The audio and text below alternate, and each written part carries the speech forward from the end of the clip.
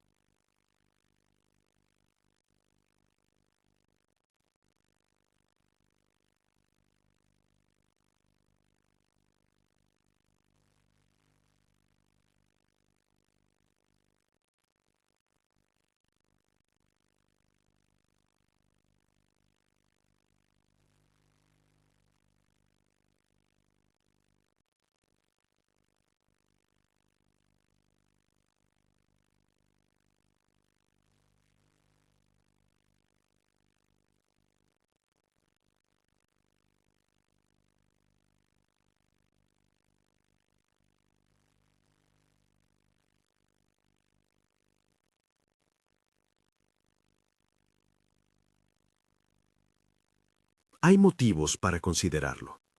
Moisés, por su papel al confrontar poderes hostiles y por los signos relacionados con plagas y control sobre aguas y tierra.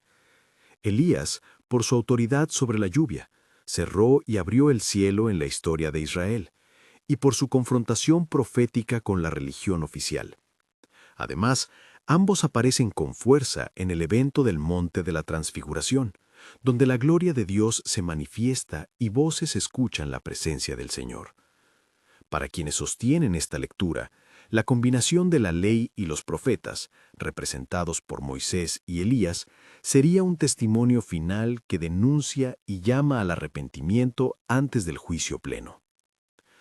Pero esa opción tiene límites. Moisés murió y fue sepultado. Elías fue llevado al cielo sin pasar por la experiencia ordinaria de la muerte. Ninguno de los dos retornó a ocupar un rol activo conocido en la historia posterior hasta ser representados en visiones. Decir que regresan sería afirmar que Dios reaviva personajes históricos por una misión escatológica, algo que la Escritura no niega ni confirma explícitamente. Por eso, para muchos teólogos, decir podrían ser Moisés y Elías es afirmar una posible interpretación, no una certeza. Otra lectura interesante propone a Enoc y a Elías. Enoc, descrito como alguien que caminó con Dios y fue trasladado, comparte esa idea de ser tomado, sin pasar por la experiencia ordinaria de la muerte. Enoc simboliza una vida retirada, marcada por comunión constante con Dios. Elías simboliza el profeta confrontador.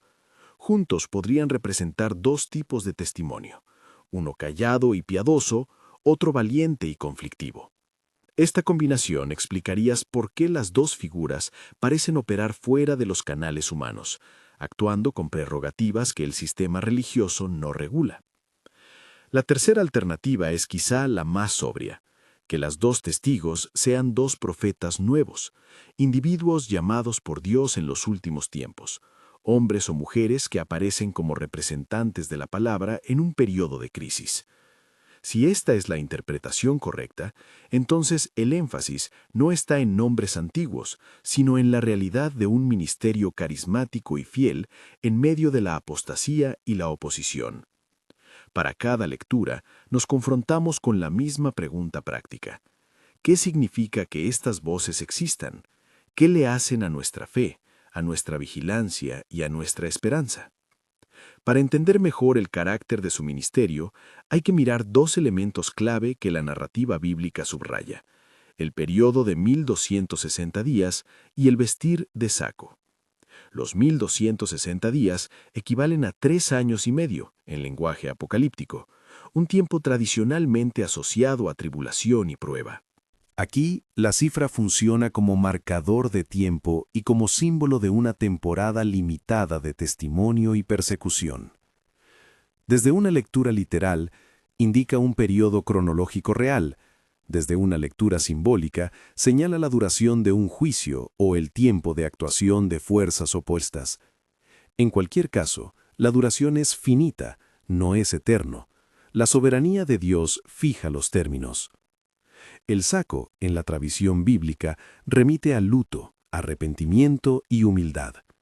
Ver a los testigos con saco mientras profetizan sugiere que su mensaje no es triunfalismo personal, sino llamado a quebrantamiento y conversión. Esa imagen contrasta con la pompa del poder humano. Mientras la humanidad busca consuelo en seguridad y espectáculo, los testigos claman por arrepentimiento. Y luego está el poder que se les otorga: cerrar el cielo, convertir agua en sangre, herir la tierra. Estos signos remiten a prerrogativas que recuerdan a figuras como Moisés y Elías, pero sobre todo apuntan a que la autoridad última no viene de estructuras humanas. Son manifestaciones del dominio divino sobre la creación, son advertencias vivientes de que lo visible está subordinado a lo invisible. Pasemos ahora a la escena más perturbadora y cinematográfica del libro: la persecución, la muerte pública y la burla. Imagina una plaza llena de cámaras, pantallas transmitiendo en vivo, la gente celebrando la caída de quienes se atrevieron a oponerse al sistema. La Biblia dice que la tierra se regocija por su muerte, que se hace una exhibición de su derrota. Esa secuencia no es gratuita, es un retrato de nuestra tendencia a creer que el silencio, la desaparición física, la supuesta derrota, demuestran que Dios no está actuando. Es el triunfo temporal del orgullo humano que confunde la apariencia con la realidad. En la narrativa apocalíptica, la criatura celebra mientras confunde signo con sustancia. Pero el relato da un giro radical. 3 días y medio después, la respiración de Dios vuelve a esos cuerpos. La resurrección es pública y la ascensión es visible para todos. No hay escondites, no hay desmentidos secretos. El acto restaurador de Dios se exhibe como prueba pública de soberanía. En ese momento la historia acusa una inversión total. Lo que parecía victoria humana revela la impotencia frente al poder de Dios. Es la paradoja central de la fe. La derrota aparente se convierte en la victoria definitiva. Esa escena tiene consecuencias teológicas y prácticas. Teológicamente, afirma que el Dios de la historia no se deja manipular por la opinión pública ni por la fuerza de los poderosos. Prácticamente nos convoca a mantener la esperanza cuando la evidencia externa parece contraria. Nos enseña a no medir la verdad por la prisa mediática ni por el ruido de las mayorías.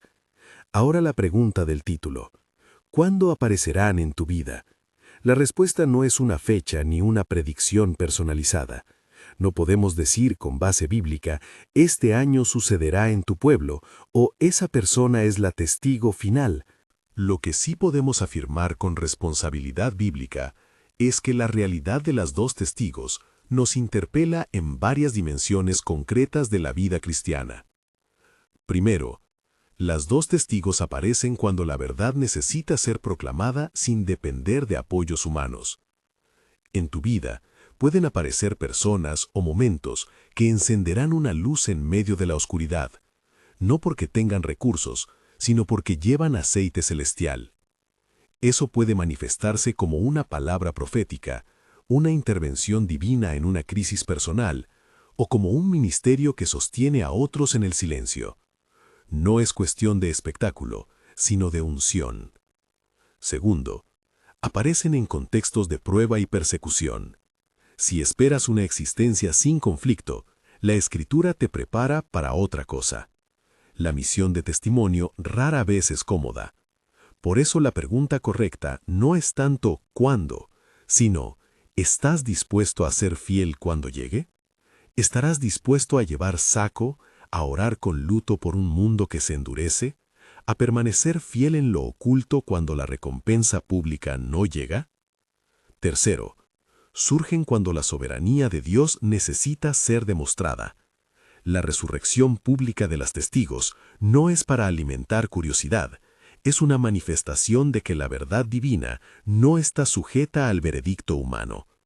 En la vida cotidiana, esto significa que Dios puede obrar en formas que desautoricen las explicaciones reduccionistas del poder. Tu propia resurrección, una restauración de lo perdido, una reconciliación, una liberación, puede venir cuando menos lo esperas y de manera pública si eso glorifica a Dios y fortalece a otros. Cuarto, aparecen para llamar a la iglesia a vigilancia. Las dos testigos son un recordatorio ineludible. La comunidad de fe no debe dormir. La lámpara debe estar encendida, el aceite listo. ¿Cómo mantener la lámpara? Cultivando intimidad con Dios en la oración y en la palabra, desarrollando una vida de obediencia en lo cotidiano, fomentando comunidades que practiquen fidelidad en la prueba. No es cuestión de fórmulas místicas, sino de madurez espiritual sostenida. A propósito de la lámpara, la imagen de Zacarías nos vuelve a la idea de provisión que viene desde arriba. No es suficiente encender la lámpara con esfuerzo humano, es necesario buscar la fuente que provee el aceite. Por eso la llamada no es a una autoayuda espiritual, sino a una dependencia continua. Pedir la unción, cultivar la humildad, rendir el control.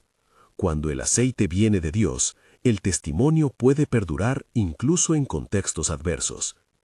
Es importante añadir una advertencia pastoral.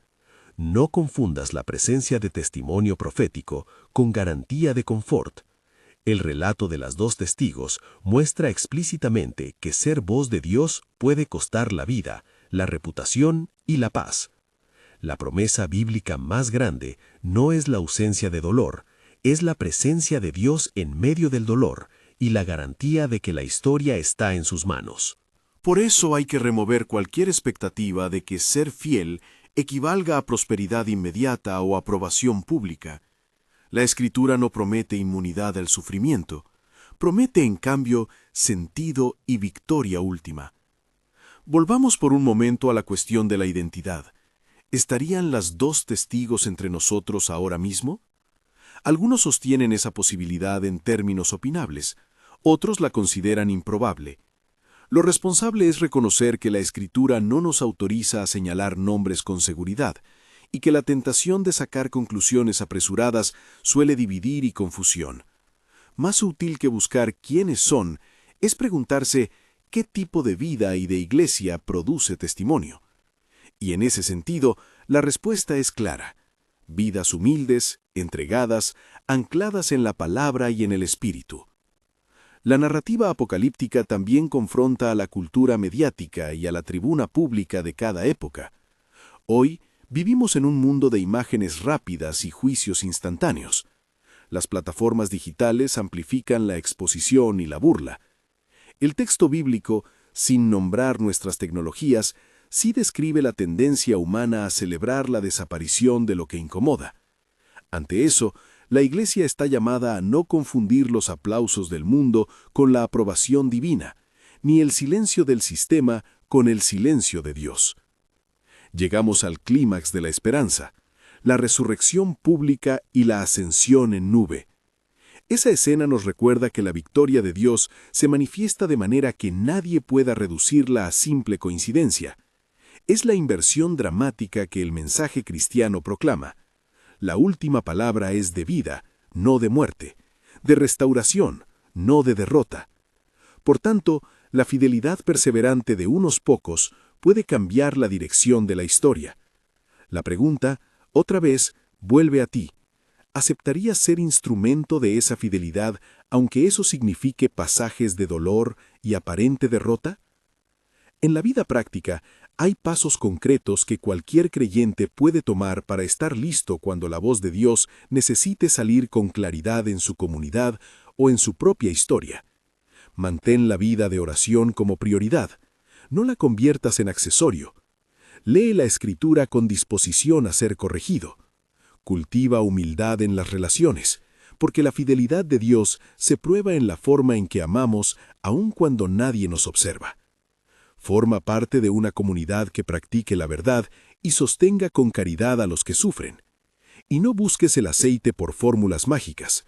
Búscalo en comunión sincera con el Señor. Antes de cerrar, quiero subrayar algo esencial. La escatología no es un entretenimiento intelectual ni un instrumento para paralizar la acción ética. Es una llamada a vivir con sentido de urgencia moral y espiritual, a hacer luz en medio de la oscuridad, a testimoniar con valentía, a cuidar de las ovejas en tiempos de confusión. Las dos testigos, ya sea que representen figuras históricas reactivadas o profetas nuevos, son la imagen de esa responsabilidad. Finalmente, vuelvo a la pregunta del título. ¿Cuándo aparecerán en tu vida? No hay calendario público en la Escritura para cada persona. Lo que sí hay es una invitación firme. Permanece vigilante. Cuando llegue la hora, no importará si las voces vienen desde figuras conocidas del pasado o desde rostros inesperados. Lo que importará será que la lámpara esté encendida y que el aceite fluya. Que tu corazón sea el lugar desde donde Dios pueda encender luz para otros. ¿Estás dispuesto a decir, sí, Señor, aunque todo parezca caerse? ¿Aceptarás la fidelidad en lo oculto, la paciencia en el silencio, la valentía en la protesta profética? Eso es lo que el misterio de las dos testigos exige de cada creyente, no el conocimiento de fechas, sino la disposición a ser luz y testimonio cuando la historia lo reclame. Si esta reflexión tocó algo en tu corazón, deja un comentario con tu visión sobre quiénes podrían ser las testigos y cómo eso cambia tu manera de vivir hoy. Comparte este video con alguien que necesita ser alentado a mantener la lámpara encendida.